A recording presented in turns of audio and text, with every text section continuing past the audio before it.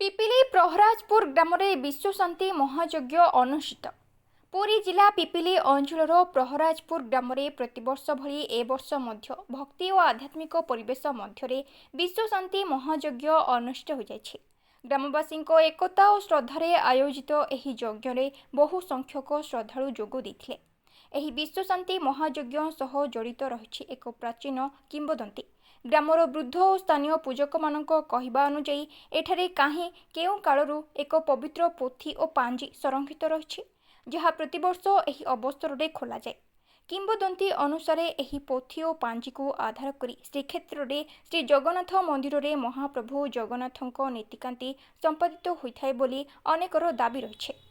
ଏନେଇ ସ୍ଥାନୀୟ ପୂଜକ ଓ ପଣ୍ଡିତ ବିଶ୍ୱନାଥ ରଥ କହିଛନ୍ତି ଯେ ଏହି ପରମ୍ପରା ଗ୍ରାମର ଆଧ୍ୟାତ୍ମିକ ଐତିହ୍ୟକୁ ସୁରକ୍ଷିତ ରଖିଆସୁଛି ଏବଂ ଏହାର ସଂରକ୍ଷଣ ଆବଶ୍ୟକ। ମହାଯଜ୍ଞ ଅବସରରେ ବେଦପାଠ, ଯଜ୍ଞ କାର୍ଯ୍ୟକ୍ରମ, ପୂଜାର୍ଚ୍ଚନା ମାଧ୍ୟମରେ ସମଗ୍ର ବିଶ୍ୱର ଶାନ୍ତି ଓ ମଙ୍ଗଳ କାମନା କରାଯାଇଥିଲା। ପୁରୀରୁ ମନୋଜ କୁମାର ବଳିଆରସିଂଙ୍କ ରିପୋର୍ଟ, ଜିଲ୍ଲା ଖବର।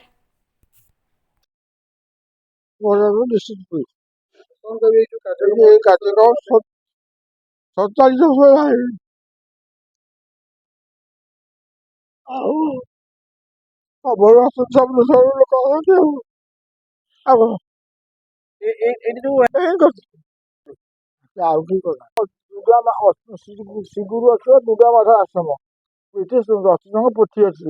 ପୋଥି ପକାନ୍ତି। ମୋ ନାଁ ହେଉଛି ଅମରେଶ ଶତପଥୀ। ଆମର ନୟାଗଡ଼ ଜିଲ୍ଲା ଅନ୍ତର୍ଗତ ରଣପୁରରୁ ଆମେ ଏଠାକୁ ଆସିଛୁ ଯଜ୍ଞ କରିବା। ପୋଥିଟା ଆମର ବିଭିନ୍ନ ପ୍ରକାର ଅଛି। କେଉଁ ପୋଥିକି ନେଇକି କେଉଁ କାର୍ଯ୍ୟ କରାଯାଏ ସେଇଟା ଯେଉଁମାନେ ଯେଉଁ ପୋଥି ରଖିଛନ୍ତି ସେଇ ବିଷୟରେ କରାଯାଏ। କିନ୍ତୁ ଜଗନ୍ନାଥଙ୍କର ପୋଥି ଯାହା ଅଛି ସେ ପୋଥି ନିୟମରେ ଜଗନ୍ନାଥଙ୍କ ଯେମିତି ଦ୍ୱାର ପିଠା ବା ସବୁ ନୀତିଦିନିଆ କର୍ମ ହେଉଛି ସେ ପୋଥି ଦ୍ୱାରା ହେଉଛି। ଆମର ଠାକୁରାଣୀ ଯଜ୍ଞ ହଉ, ଦେବୀ ଯଜ୍ଞ ହଉ, ଚଣ୍ଡୀ ଯଜ୍ଞ ହଉ, ଶୈବ ଯଜ୍ଞ ହଉ, ବୈଷ୍ଣବ ଯଜ୍ଞ ହଉ, ବୈଦିକ ଯଜ୍ଞ ହଉ, ଯେକୌଣସି ଯଜ୍ଞ ବି କରାଯାଉଛି ସବୁ ପୋଥି ନିର୍ଣ୍ଣୟରେ କରାଯାଉଛି। କିନ୍ତୁ ଆଜିକା ଯୁଗରେ ଡିଜିଟାଲ ଯୁଗରେ ବିଭିନ୍ନ ପ୍ରକାର ସବୁ ଚେଞ୍ଜ ହେଉଛି। ତେଣୁ ଯେମିତି କଥାରେ ଅଛି ମାନିଲେ ଠାକୁର ନ ମାନିଲେ ପଥର, ସେଇଭଳିଆ ଦୁନିଆରେ ଦେଖିକି କାମ କରାଯାଉଛି। ତ ଆମର ଏଠି ଦୁର୍ଗା ମାଧବଙ୍କ ପୀଠରେ ବର୍ତ୍ତମାନ ସପ୍ତଦିନାତ୍ମକ ବୈଦିକ ଯାଗ କର୍ମ ହେଉଛି।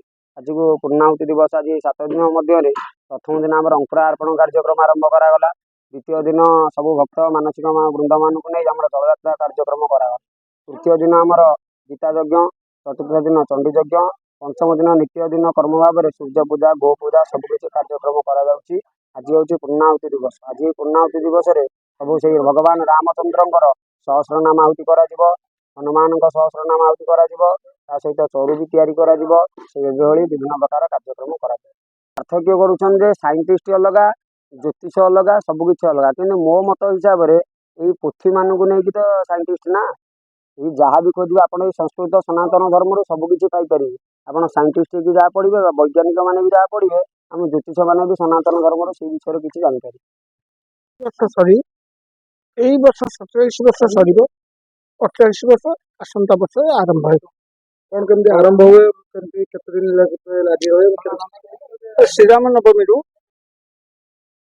ପୂର୍ଣ୍ଣମୀ ଦିନ ସରେ 7 ଦିନ ଏଠାରେ ମହାଯଜ୍ଞ, ବିଶ୍ୱଶାନ୍ତି ମହାଯଜ୍ଞ ପୂର୍ଣ୍ଣାହୁତି ସହ ସମାପନ କରାଯାଏ। କୋଉଠୁ କୋଉଠୁ କଳସ କେମିତି ଉଠାଯାଏ, କେମିତି କଣ ବିସର୍ଜନ? ରତ୍ନଚୀର ନଦୀରୁ ଏଠୁ କଳସ ଯାତ୍ରା ଆରମ୍ଭ କରନ୍ତି। କଳସ ଯାତ୍ରା ପରେ ଗୋପୀନାଥ ଦେବଙ୍କର এই ସ୍ଥାନରେ ଯଜ୍ଞ ମଣ୍ଡପରେ ଆସି ସେ ସ୍ଥାନ ଅଳଙ୍କୃତ କରିବା ପରେ ଯଜ୍ଞ ଆରମ୍ଭ କରାଯାଏ।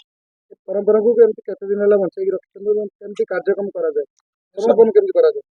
47 ବର୍ଷ ହେବା ମଧ୍ୟରେ ପ୍ରଥମରୁ ଯେତେବେଳେ ଆରମ୍ଭ ହେଲା, ଏ ବାପା ଯୋଉ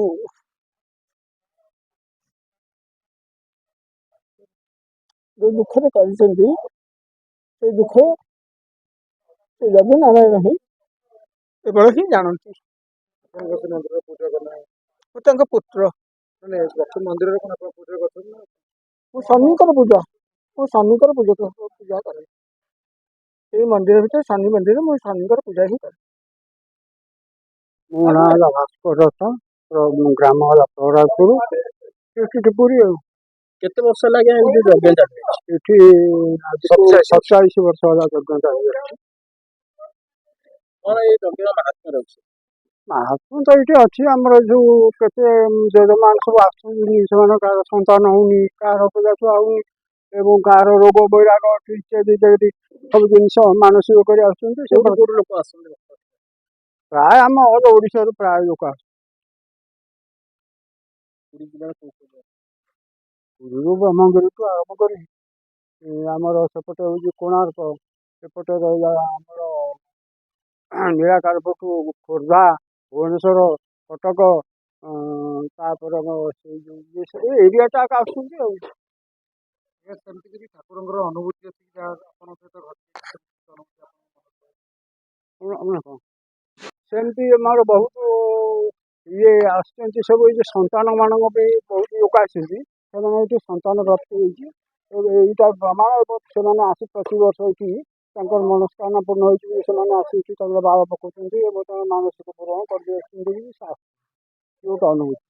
ଆମେ ତ ପୂଜା କରିବା ଲୋକ ପୂଜା କରିଛୁ, ଏବଂ ଯେଉଁ ଯଜମାନ ଯେଉଁମାନଙ୍କର ହେଇଛି ସେମାନଙ୍କର ହେଉଛି ଇଏ ହେଇଛି ନା, ଆଉ ଆମ କ'ଣ ହେଉଛି, ଆମେ ଡାକିଛୁ ଠାକୁର। ପୂଜାରୀ ପୂଜକ ହିସାବରେ ସେମିତି କିଛି ଅଲୌକିକ ଘଟଣା ଘଟିଲା କି ନାଇଁ, ଦର୍ଶନ ଦେବା ସ୍ୱପ୍ନରେ ଆସିବା ସେମିତି କିଛି? ସେମିତି ଆମେ ପୂଜା କରିଗଲୁ, କ'ଣ ଅସୁବିଧା ହେଲେ ଆମକୁ ଟିକେ ସ୍ୱପ୍ନ ଆସେ ଏବଂ ସେଇ ସ୍ୱପ୍ନରୁ ଆମେ ଇଏ କରୁ ଆଉ ଜାଣିପାରୁ ଯେ କ'ଣ ହେଉଛି କ'ଣ ନାହିଁ ଆଉ।